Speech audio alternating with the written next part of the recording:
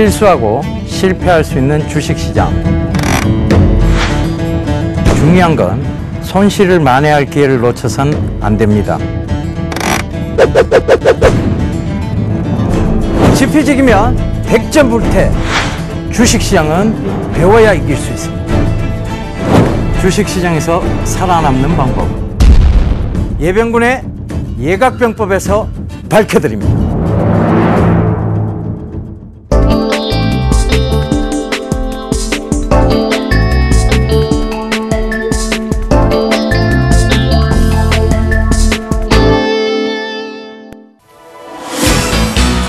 안녕하십니까. 수익을 말하다 그 11번째 시간. 오늘 여러분들과 새로운 얘기를 좀 하고자 합니다. 금일이 이제 월요일인데요. 지금 보면 시장이 오늘 많이 빠졌어요. 그러니까 한 11포인트 정도 급락이 좀 나왔고, 그 다음에 코스닥 역시 좋지 못했습니다. 552포인트로 해서 한 6포인트 가까이 빠졌죠. 자, 오늘 이거 왜 빠졌을까요? 자, 이유는 이미 나왔습니다. 일본의 구로다 BOJ 총재가 한국 증시에 발목을 잡았다고 볼 수 있는데요. 전혀 예상치 못했던, 그러니까 뜻밖의 경기 부양이었습니다. 그죠? 뜻밖의 엔저를 지속해 나가는 모습 때문에 결과적으로는 엔저 피해주들이 급락이 나오면서 결과적으로 많이 빠졌는데요. 자, 이 부분을 좀 살펴보고자 합니다. 우리가 흔히 신문을 거꾸로 읽기라는 얘기를 많이 하죠. 그래서 그 신문을 어떻게 거꾸로 읽어야 되느냐에 대한 부분을 저희가 말씀을 드릴 거고요. 자, 그게 오늘 11번째 시간에 주요 주제가 될 겁니다. 자, 그 전에 우리가 살펴봐야 될 게 있죠. 자, 늘 시장 얘기부터 해왔으니까 오늘도 어김없이 시장 얘기부터 출발하도록 하겠습니다. 자, 이번 주에 보면 두 가지 큰 이벤트가 있습니다. 자, 이벤트 첫 번째는 미국 대통령의 중간선거가 있죠. 그죠? 중간선거. 이건 뭐 크게 시장에 영향을 미칠 만한 사항은 아닌 것 같아요. 지금 뭐 중간선거로 인해서 갑자기 뭔가 크게 변화가 일어날 것은 아니라고 보여집니다. 그래서 그게 첫 번째 이유고, 두 번째 이벤트가 뭐냐 하면 바로 ECB 회의가 있죠. 그죠? ECB. 자, ECB가 뭡니까? 유럽 센트럴 뱅크, 즉 유럽 중앙은행의 회의가 있는데, 자, 여기에 지금 총재가 누구예요? 슈퍼 마리오죠. 그죠? 슈퍼 마리오. 마리오 드라기 총재가 바로 이제 발언 연설을 할 거예요. 그죠? 연설을 할 건데, 자, 이 마리오 드라기의 의지는 바로 유럽의 경기 부양 의지입니다. 그죠? 유럽은 지속적인 경기 부양이 돼야 된다. 경기 부양 지속. 자, 이것은 이미 지난주에부터 얘기가 나왔던 부분입니다. LTRO죠. Long Term RO. 자, 이건 뭐냐면 장기 저리 대출을 의미합니다. 각 국가 간의 유럽 중앙은행이 LTR을 통해서 장기 저리 대출을 통해서 바로 유동성을 공급하겠다는 얘기죠. 그죠? 유동성을 공급해서 경기를 회복시키겠다. 이 부분입니다. 자, 그러면 이렇게 지금 LTRO 소식도 있고 유럽이 자, 이 방향으로 갈 것 뻔한데 왜 오늘 그럼 시장은 빠졌느냐에 대한 이유입니다. 자, 왜 빠졌을까요? 왜? 우리가 왜 빠졌을까? 왜를 중요시하게 생각해야 되잖아요. 그죠? 왜? 바로 구로다 때문이죠. 그죠? 구로다라는 사람이 누굽니까? BOJ, 뱅크 오브 재팬. 즉, 일본 은행, 일본 중앙은행의 총재라고 보시면 될 것 같습니다.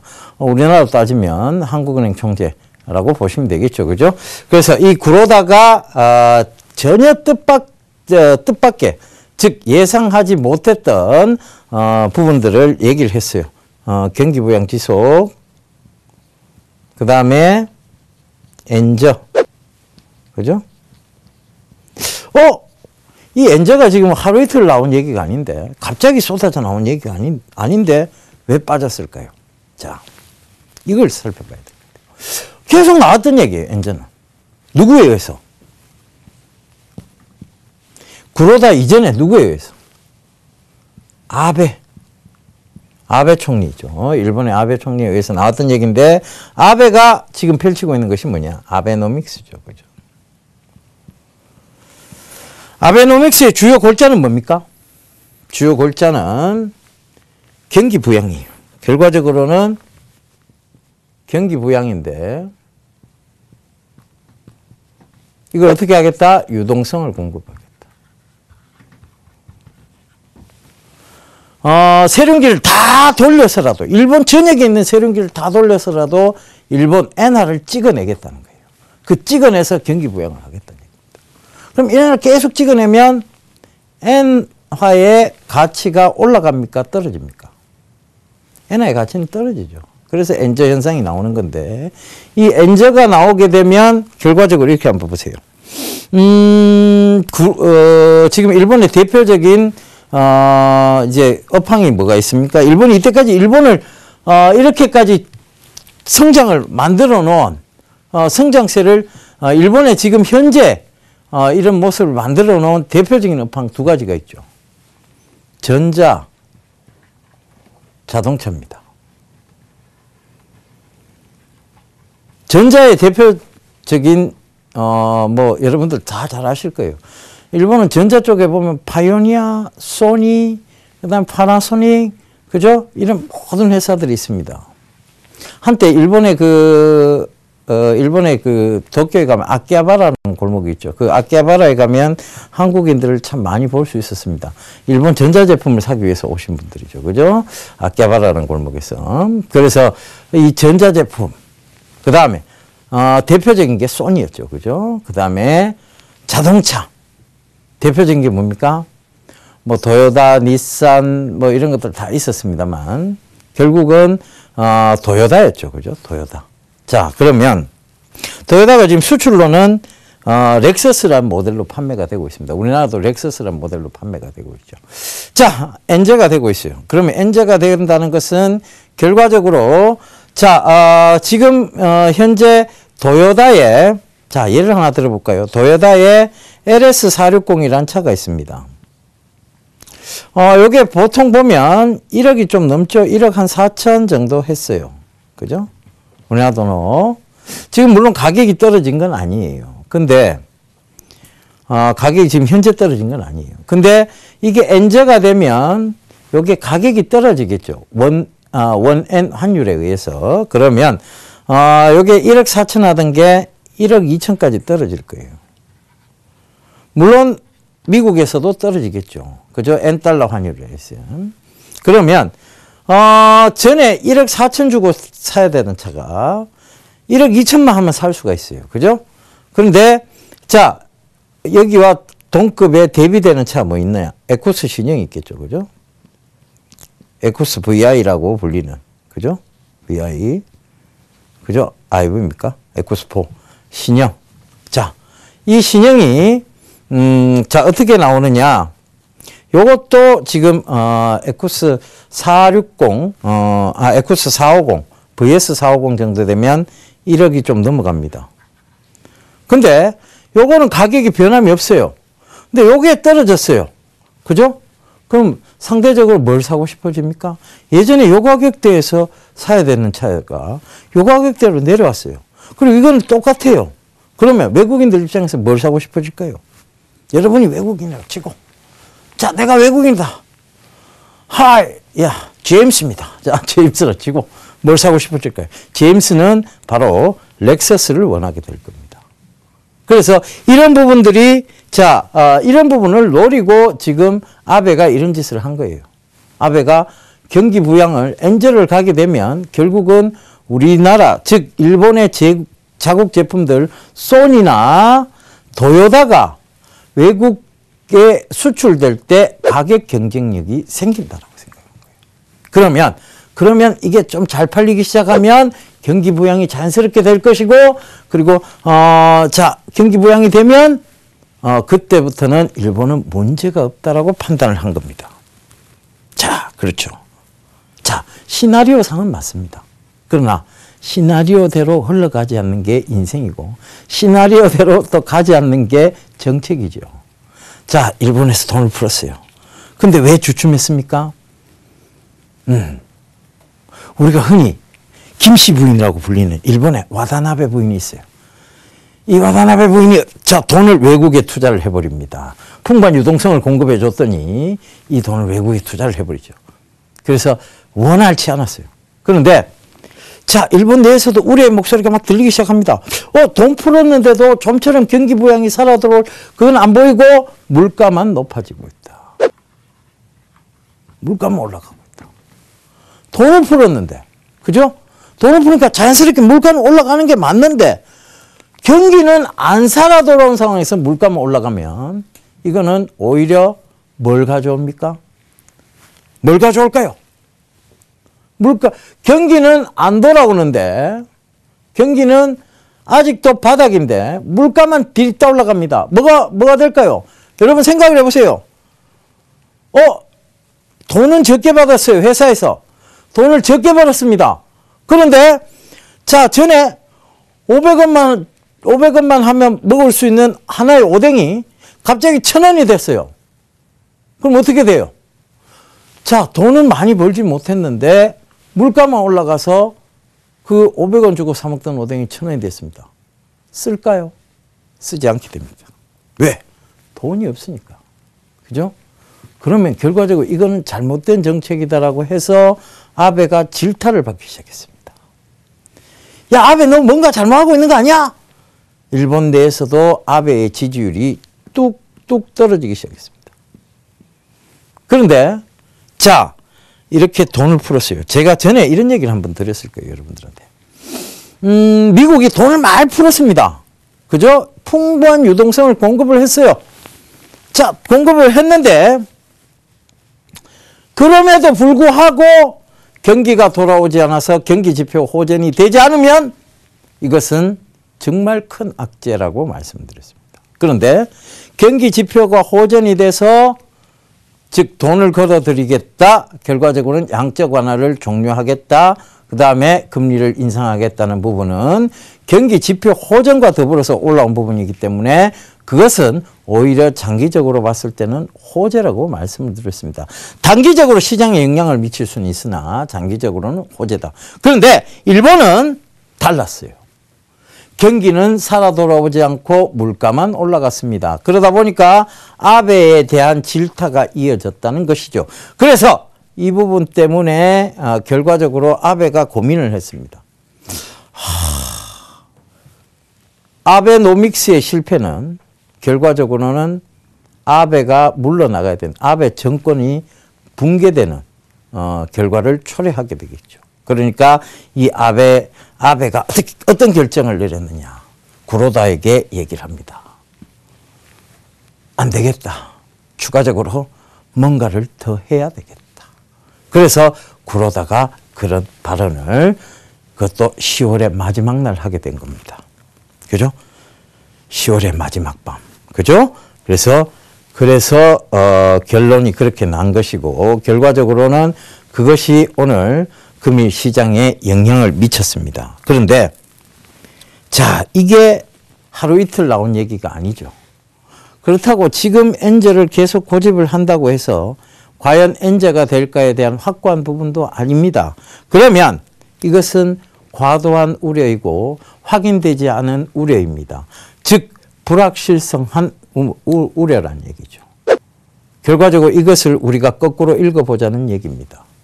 그 거꾸로 읽어보자는 걸 오늘 말씀을 드릴 거예요. 이 상황은 지속되지 않습니다. 오늘 많이 빠졌어요. 그렇다고 성장성이 죽습니까? 그렇다고 기업의 실적이 갑자기 죽어요? 그렇지 않습니다. 그렇다는 것은 결과적으로 이것은 단기적인 악재에 불과하다는 것이고 그걸 거꾸로 읽어 내려가면 수익을 충분히 거둘 수 있다는 얘기입니다. 그렇다면 지금 나올 22의 이런 경기 부양책과 더불어서 시장은 다시 한번 강하게 반등을 줄 것인데 그것을 어디 쪽에서 해답을 찾아야 되느냐에 대한 부분을 논의를 해봐야 되겠죠. 그 전에 우리는 오늘 바로 이 구로다의 쓸데없는 얘기가 왜 시장을 빠뜨렸고 그 이 구로다의 쓸데없는 얘기로 우리는 신문을 어떻게 거꾸로 읽어서 단기적으로나마 수익을 거둘 수 있느냐에 대한 부분을 논의를 해보면 되겠죠. 그것이 오늘의 주요 골자입니다. 그럼 본격적으로 11강자죠. 11번째 강의입니다.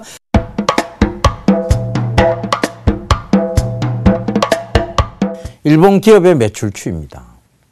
자, 경기 부양책은 작년도부터 나왔죠. 일본은 작년도부터 나왔음에도 불구하고 지금 일본 기업의 매출은 좋지 못합니다.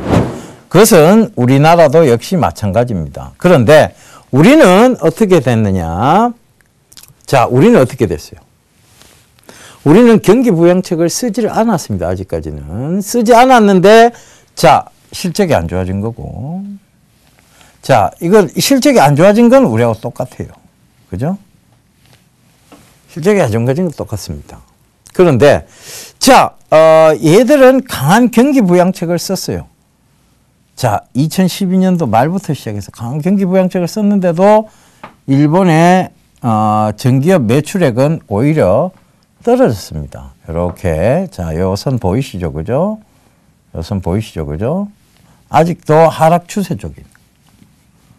그나마 다행인 것은 일본의 단기 순이익은 늘고 있습니다. 왜 늘까요? 정책의 효과 때문이죠. 그죠? 엔저에 대한 효과 때문입니다. 결과적으로 엔저에 대한 효과 때문에 달러로 결제를 받으니까 오히려 순이익적인 측면은 늘어났다는 얘기죠. 그죠?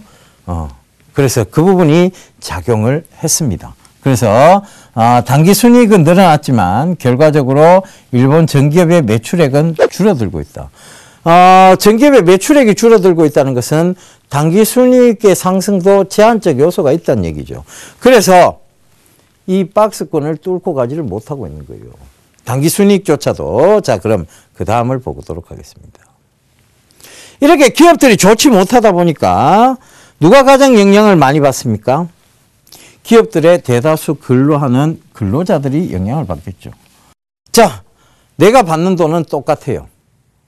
자, 지금, 그러니까, 50만 엔, 50만 원 정도를 받는다 하면 우리나라들이 약 한 500만 원 정도 되는 급여를 받는데 그것이 똑같습니다. 50만 원 받는 금액은 똑같은데 물가가 올라가 버렸어요. 그러면 상대적으로 빈곤감을 느끼게 되겠죠. 그게 바로 상대 임금이고 그리고 실질 임금으로도 불리기도 합니다. 그러면 월급이 떨어지는 것도 실질 임금이 되겠죠. 그런데 보통 월급은 떨어지지는 않습니다. 그죠?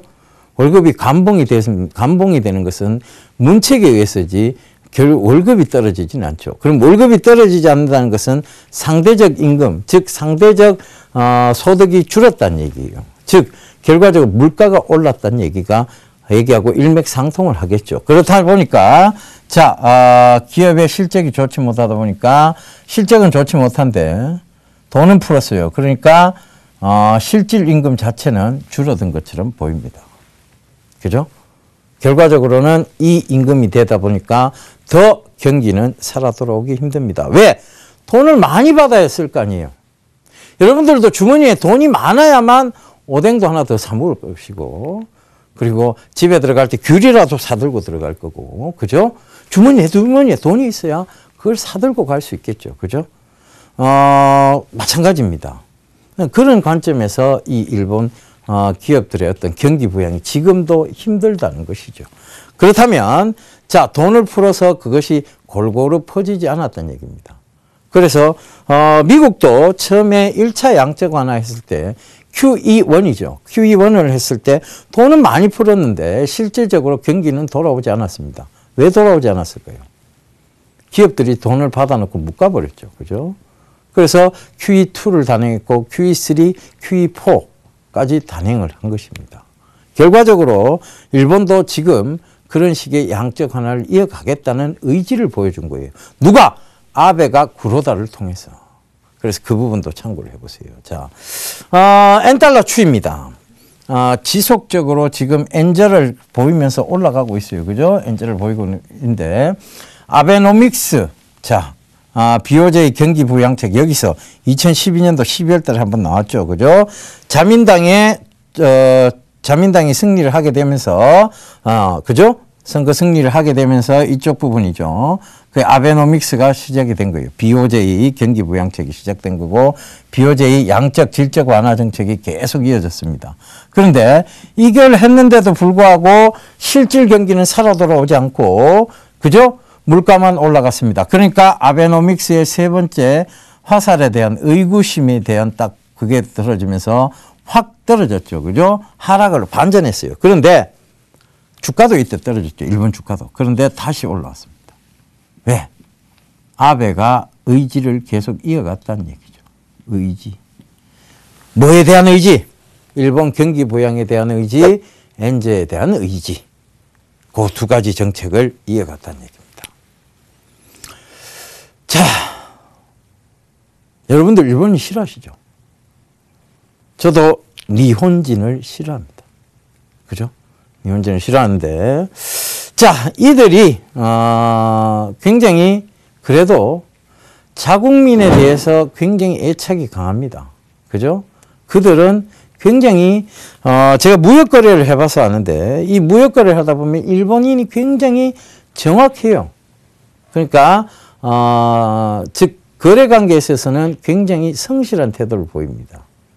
자, 그 얘기는 뭐냐 하면 앞으로 일본은 언제든지 살아 돌아올 수 있는데 제가 한참 일본을 왔다 갔다 할 무렵에 얘기를 먼저 들려드리고자 합니다.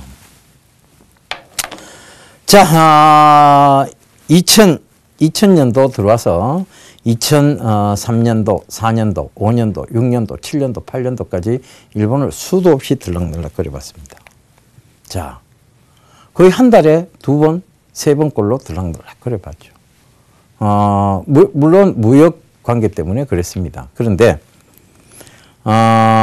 일본이 왜 경기가 둔화될 수밖에 없었느냐? 일본이 왜 경기가 좋지 않을 수밖에 없었느냐?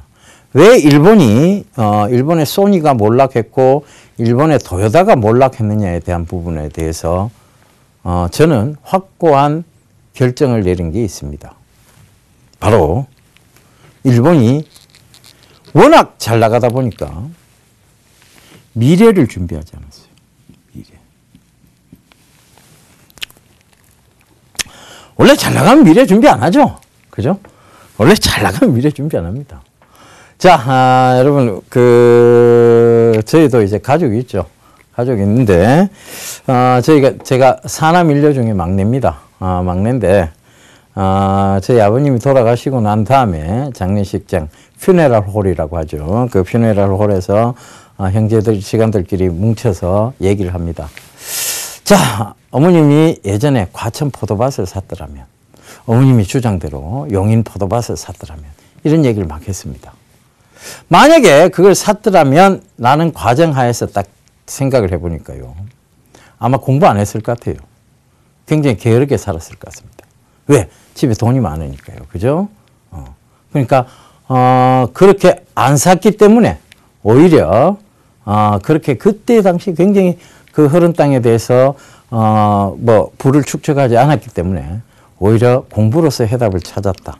그렇게 저는 생각이 듭니다. 그래서 그때 당시 굉장히 열심히 하고 형제지간들이 모두 열심히 해서 좋은 대학을 갔죠. 그래서 그 부분이 마찬가지인 것 같아요. 일본도 워낙 잘 나가다 보니까 일본이 한때 세계 경제의 중심이라 할 만큼 잘 나갔어요. 그러다 보니까 젊은이들 사이에서 노력하지 않았습니다. 미래를 준비하지 않았죠. 즉 지금의 시대는 글로벌 시대입니다. 그죠? 글로벌 시대.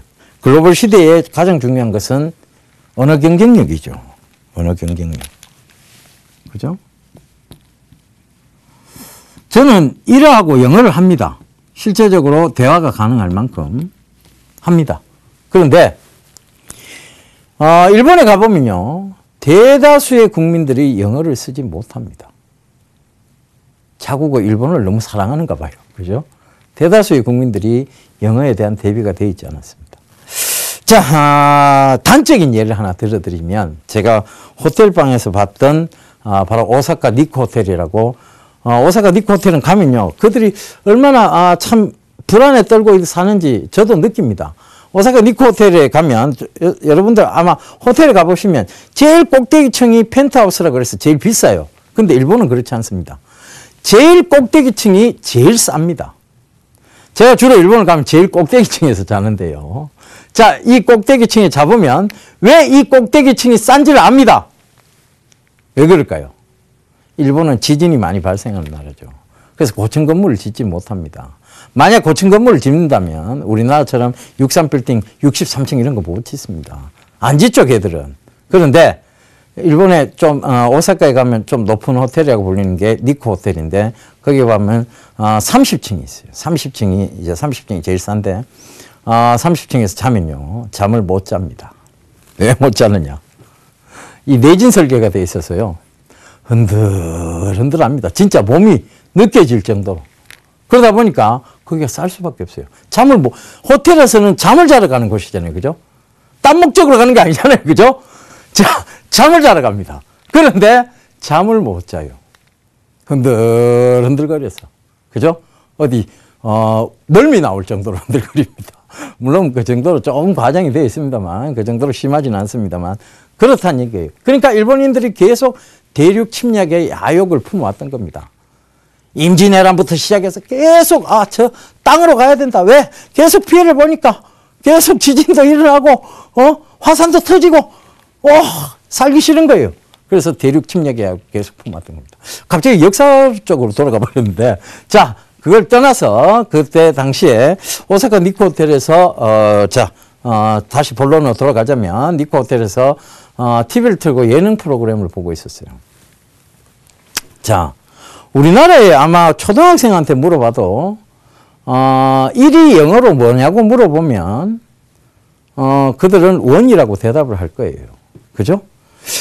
이게 예능 프로라서 단순 웃기는 프로는 아니었어요. 왜냐하면 정말 일본이 영어에 대한 대비가 안 돼 있기, 언어 경쟁력에 대한 대비가 안 돼 있었기 때문에 이 예능 프로가 재미도 좋지만 일본인들, 젊은이들 사이에서 각성을 하는 그런 프로그램이었습니다. 자, 사회자가 각국의, 각 도시에 오사카, 후쿠오카, 뭐 이런 쪽으로 도시를 돌아다니면서 대학교를 찾으러 다닙니다. 대학생들에게 영어로 질문을 냅니다. 자, 가장 간단한 영어를 합니다. 1위 영어로 뭐냐라는 질문이 나옵니다. 이거 틀리면 정말 이 학교 의심해 봐야 된다는 사회자의 부연 설명과 더불어서 사회자가 질문을 던집니다. 이치방가 에고데 나니? 1위 영어로 뭐냐? 이렇게 묻습니다. 당연히 원이죠.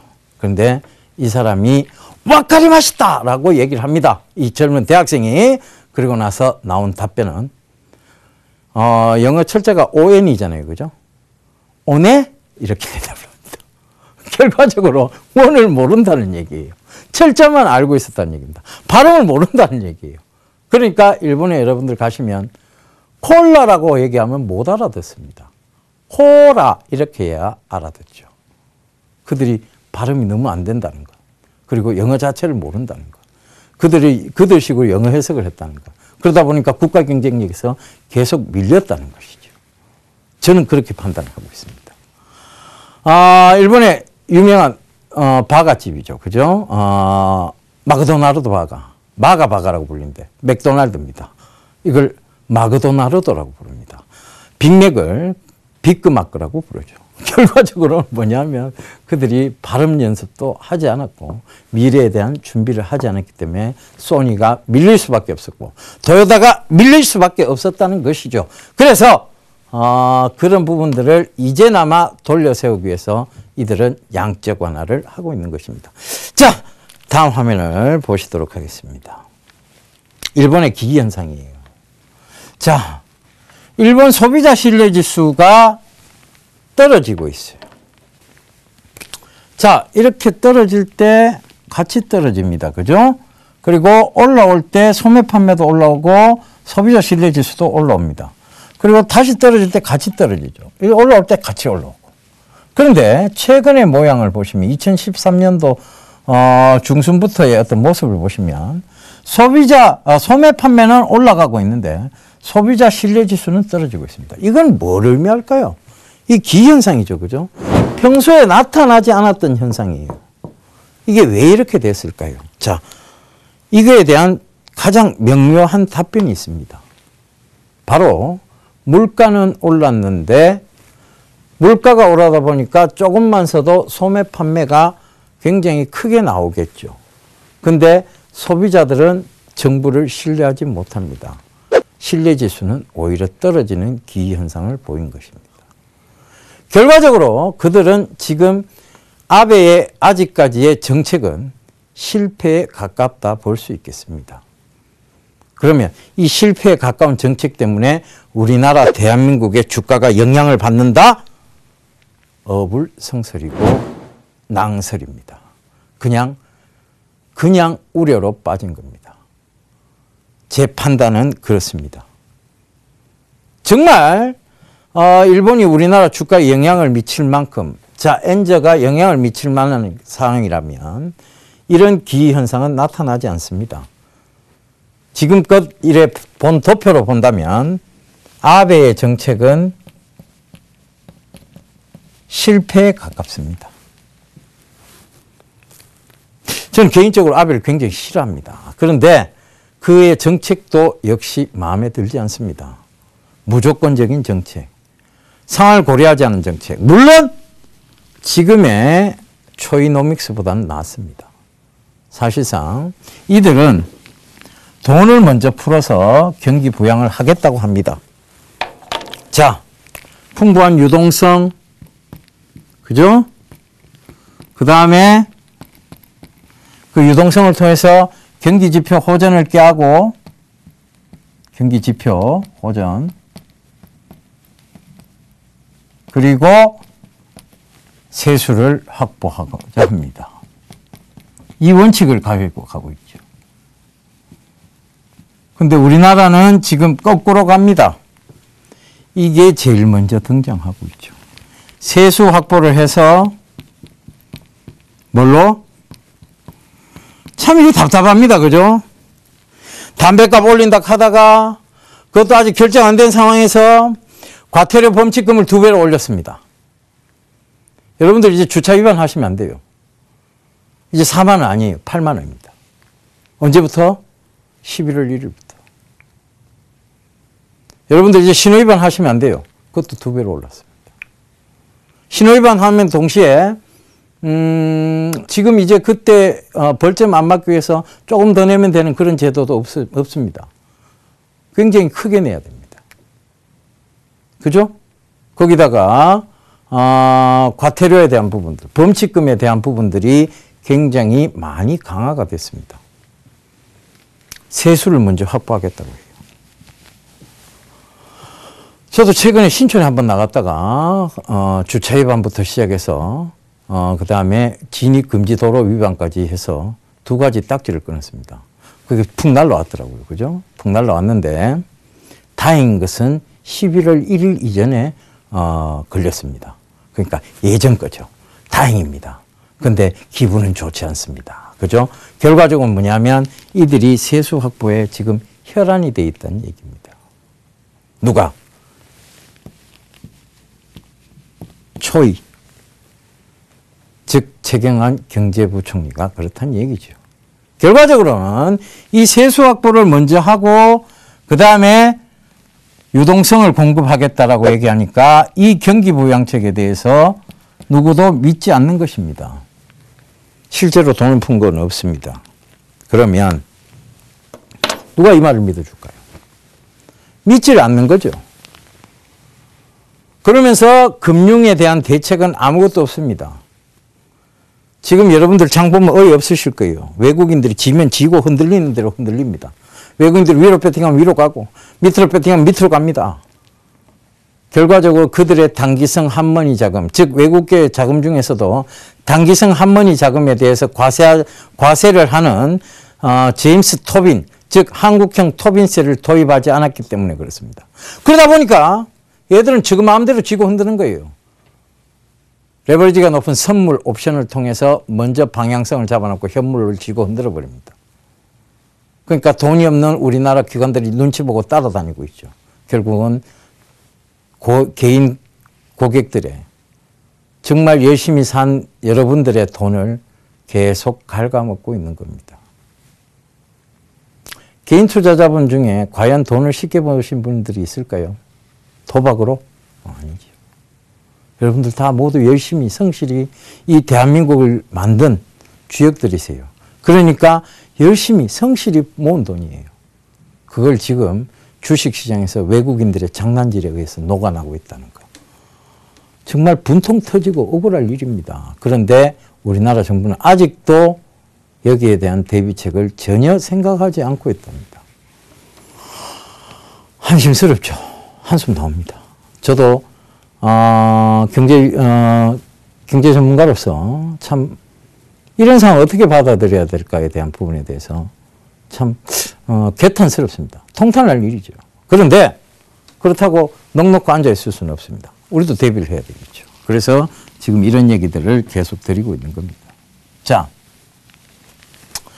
일본의 기현상까지 살펴봤고요. 그 다음 한국 무역 수지와 원엔 환율에 대한 부분입니다. 이게 굉장히 중요한 부분입니다.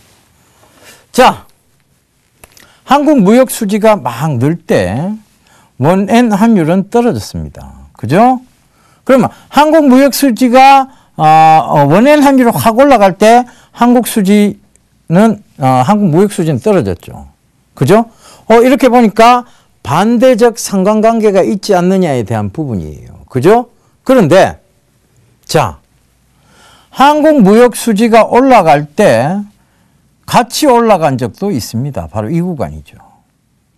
원엔 환율이 같이 올라갔어요.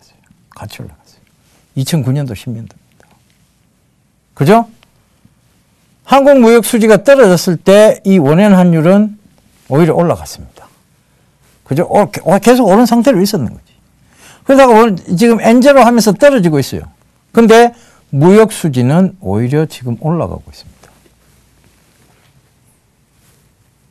그러면 지금 원엔 환율이 대한민국 수출, 즉 수출 기업들에 미치는 영향이 반드시 원엔 환율과 상관이 있다라고 볼 수 있습니까? 없습니까?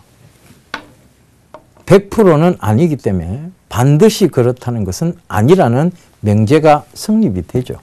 그렇다 보니까 이거를 반드시 지금 엔저 때문에 이 시장이 박살이 나고 있다라고 생각하는 것은 무리다는 결론이 나옵니다. 그러면 지금 엔저 때문에 만약에 피해를 본 주식이 있다면 실적이, 즉 펀더멘탈이 훼손이 안 된 상황에서 단지 이 엔저라는 그 부분 때문에 오늘 빠진 종목이 있다면 그것은 매수 기회가 될 수 있다는 신문 거꾸로 읽혀야 한 부분이 될 수 있다는 얘기죠. 그 결론이 나옵니다. 단서 조항 있죠. 펀더멘탈이 훼손되지 않았다는 것.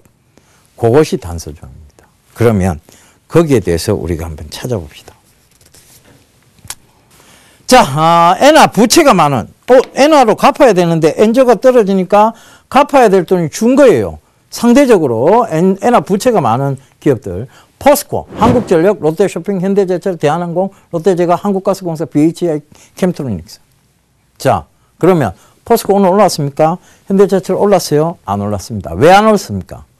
결과적으로 포스코나 현대제철은 철강주들인데, 자, 지금 앞으로 엔저 때문에 만약에 이 자동차의 수출이 지연이 된다면 이 포스코와 현대제철의 가장 큰 매출처인 자동차 조선이 좋지 못하다는 얘기예요. 그렇다면 이 종목도 같이 올 수가 없죠. 왜? 실적이 안 좋아질 것이니까. 그렇잖아요. 그래서 이건 상관이 없어요. 지금 엔저 수혜자라고 볼 수도 없습니다. 그죠? 자, 한국가스공사. 그럼 오늘 올랐어야죠. 자, 한번 볼까요? 오늘 올랐는지? 한국가스공사. 그럼 오늘 올랐어야지. 그죠? 떨어졌어요. 뭐 물론 많이 떨어지는 건 아니에요. 최근 들어 계속 떨어졌어요. 오늘 만약에 그렇다면 이 한국가스공사 많이 올랐어야죠. 왜 떨어졌을까요? 결국 러시아 가스관에 대한 부분이 복합적으로 얽히면서 그렇게 된 거예요. 결과적으로 이 얘기는 어느 한 부분만 봐서는 안 된다는 얘기입니다. 기사 하나만 딱 놓고 거기에 엔저, 엔화 부채가 많으니까 이 기업이 오늘 올라올 거야. 이거는 성립하지 않는다는 얘기죠. 그죠? 그 지금 여러분들이 너무 편협하게 보는 것은 잘못됐다는 얘기입니다. 그죠? 일본산 수입이 많은 기업. 뭐 이런 종목들이 있죠. 두산인프라코와 현대위아. 현대위아 오늘 많이 빠졌어요. 왜? 자동차 때문에 빠진 겁니다. 한국정밀기계, 화천기공, LNF, 새로운 오토모티브, 넥스턴, 삼익, THK 이런 것들이 올랐어야 돼요. 그죠? 근데 안 올라. 다 같이 빠졌어요. 그럼 하나 투어 모두 투어 일본 관광객이 증가되니까 여행사들이 안 좋아지겠나? 경기가 안 돌아오는데 어떻게 여행을 가요? 여러분들 주머니에 돈이 없는데 어떻게 여행을 가? 그죠? 이것도 무리가 있는 의견이라는 얘기입니다. 그러면 엔저 피해주를 한번 볼까요? 오늘 많이 빠졌죠. 자동차주, 현대차, 기아차, 현대모비스, 현대위행 많이 빠졌습니다. 조선주, 현대중공업, 삼성중공업, 대우조선해양, 현대미포조선 이런 거 최근에 굉장히 많이 빠졌습니다. 그 다음 반도체, 삼성전자, SK하이닉스. 그러면 똑같은 엔저 피해주로 봤을 때 반도체도 당연히 영향을 받겠죠. 왜?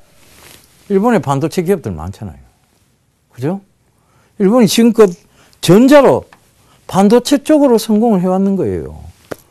그런데 어떻게 반도체 쪽에 오늘 SK하이닉스는 올랐습니다. 제가 그렇게 주구장창 강조드렸던 SK하이닉스는 오늘도 올라서 48,000원 이제 회복하고 그러고 말았습니다. 이제 전고점까지 또 얼마 남지 않았어요. 여러분들이 이걸 계속 쥐고 갔다고 생각을 해보세요. 이 흔들리는 장에서 여러분들은 지금 수익을 누리고 계실 겁니다.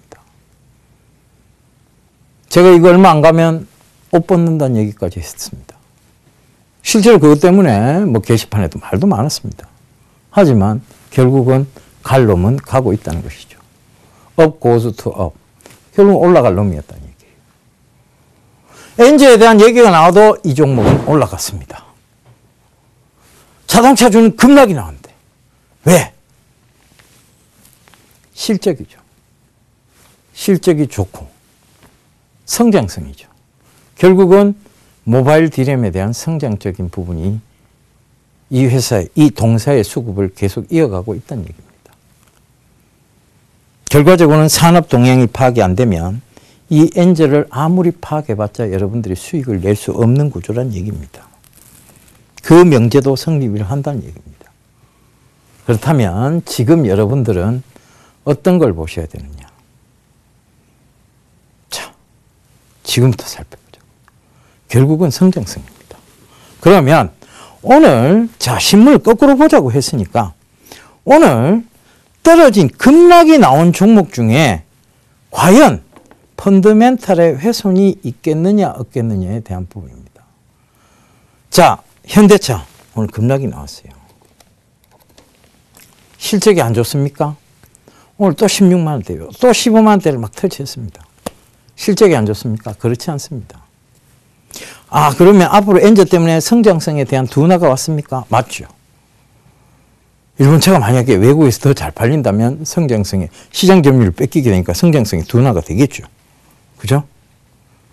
그걸 떠나서 이 회사는 지금 현대차, 현대모비스, 기아차를 컨소시엄을 구성해서 한국전력 토지를 10조 5천억 개 매입을 했습니다. 그때부터 안 좋아졌어요. 즉 뭐냐 하면 지배구조상으로 보면 정의선 부회장의 지분이 현대차, 기아차, 현대모비스가 낮다는 얘기입니다. 그래서 올 한 해는 가지 못한다라고까지 얘기를 드렸습니다. 여러분들한테. 결국은 이 현대차는 올 연말이 지나고 배당이 지나야만 올라올 수 있는 지금 그런 특성을 구조를 가지게 돼버렸다라는 얘기까지도 드렸죠. 그러면 그걸 철저하게 참고를 하셔야 되겠죠. 현대차, 기아차, 현대모비스 역시 마찬가지입니다. 그러면 현대위아가 있어요.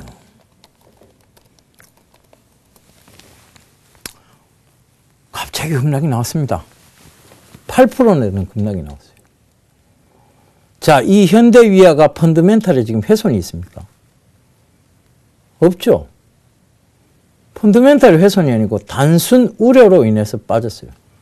근데 거래량은 극히 미비하게 빠졌습니다. 물론 오늘 조금 거래량을 보면 좀 많이 빠졌다는 생각이 들 거예요. 근데 주봉상 거래량은 오늘 첫 주입니다.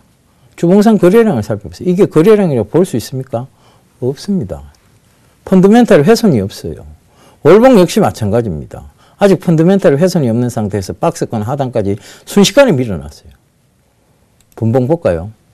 분봉에서의 하락 속도가 아직 죽지를 못했습니다.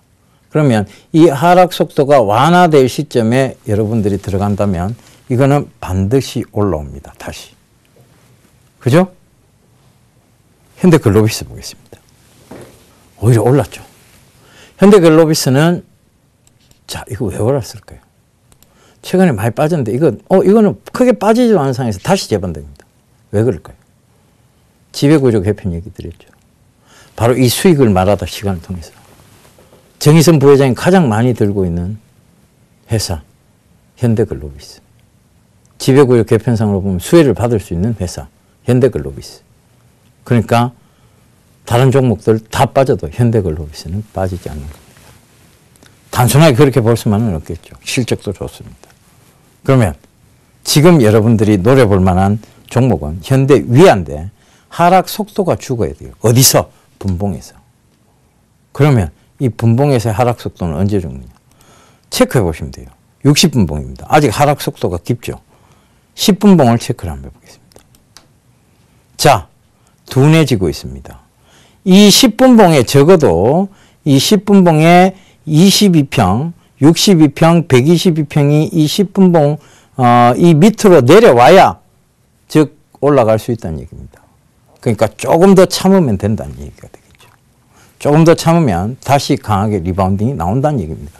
그래서 지금 여러분들이 단기적으로 접근해 봐도 될 것은 뭐냐 하면 현대위아예요. 현대위아인데 오늘 급락이 나왔기 때문에 자, 여기서 조금 더 빠진다고 한들 이 구간을 깰 수는 없으리라 보여집니다. 16만 6천 원이겠죠. 그죠? 이 구간을 깨지지는 않는다고 보여집니다. 그렇다면 자, 조금 더 확인된 자리 때, 즉 조금 더 이 분봉이 내려오는 자리 때 아마 내일쯤 뭐 늦어도 수요일쯤은 이 분봉이 밑으로 다 내려올 겁니다. 그때 매수를 하시면 된다는 얘기예요. 이 방송이 나갈 때쯤이 수요일쯤이니까 그때 한번 잘 한번 보세요. 제가 지금 녹화 방송이니까 여러분들 잘 보시면 될 것 같아요. 현대위아는 반드시 수요일이나 목요일 이후로 강한 반등세가 온다는 얘기입니다. 왜? 펀더멘탈의 훼손이 없는 상태에서 그냥 단순 엔저에 대한 우려로 빠졌기 때문에 그렇습니다. 그래서 우리가 신문을 거꾸로 보자는 거예요. 여러분들이 신문을 때로는 거꾸로 볼 줄 아셔야 됩니다. 엔저가 진행되니까 엔저 수혜주를 볼 것이 아니라 엔저 피해주에서 펀더멘탈의 훼손이 없는 종목을 보셔야 된다는 얘기입니다. 이게 여러분들께 드릴 수 있는 제가 여러분들이 고기를 잡는 방법이고 여러분들이 직접 고기를 잡아서 맛있게 먹을 수 있는 방법이에요. 이건 굉장히 큰 힌트입니다. 그러니까 여러분들 꼭 좀 참고하시고 이렇게 한번 여러 가지를 다양하고 다각화된 방식으로 해석하는 것. 그것이 꼭 필요하다는 것입니다. 자, 오늘도 말이 많았는데요. 결과적으로 제일 좋은 것은 이런 단기성 매매가 아닌 중장기 매매입니다. 전제는 항상 늘 붙습니다. 제가 드리는 전제 뭡니까? 여러분들 이제 귀에 인이 박히셨을 거예요. 성장성, 즉 성장성 있는 중소형주라는 전제가 붙습니다. 거기에 중장기 투자입니다. 그것이 결국은 여러분들에게 해답을 줄 거예요. 제가 대형주 중에 대형주 이 종목도 간다 저 종목도 간다라고 했습니까? 대형주는 한 번도 여러분들한테 간다라고 말씀드린 적 없습니다. 코스닥 종목 위주로 보셔야 된다. 성장성 있는 중소형주 위주로 보셔야 된다. 라고 얘기 드렸죠. 대형주 박살이 났습니다. 그러나 유일하게 추천한 한 가지 대형주 뭐냐? SK하이닉스. 안 죽습니다. 그렇다는 것은 여러분 제가 산업 동향과 시장을 정확하게 봤다는 얘기입니다. 여러분들이 꼭 이 수익을 말하다를 통해서 이런 시장의 산업 동향 그리고 해안 찾아가시길 다시 한번 당부드리면서 저는 이만 물러가도록 하겠습니다. 자, 마음은 힘드실 거예요. 그렇지만 늘 웃으면 좋은 일이 옵니다. 예전에 코미디 프로도 있었죠. 웃으면 복이 와요. 그죠? 웃으면 복이 옵니다. 여러분들 많이 웃으십시오. 그리고 가족들과 즐겁게 보내십시오. 주식은 그 다음 일입니다. 결과적으로는 장기적으로 봤을 때 늘 합리적으로 왔기 때문에 이 예병군 멘토의 말을 믿고 여러분들 장기 투자를 권해드리도록 하겠습니다. 대형주 장기하라는 거 아닙니다. 그 점 다시 한번 강조드리면서 그만 물러가도록 하겠습니다. 감사합니다. 예병군이었습니다.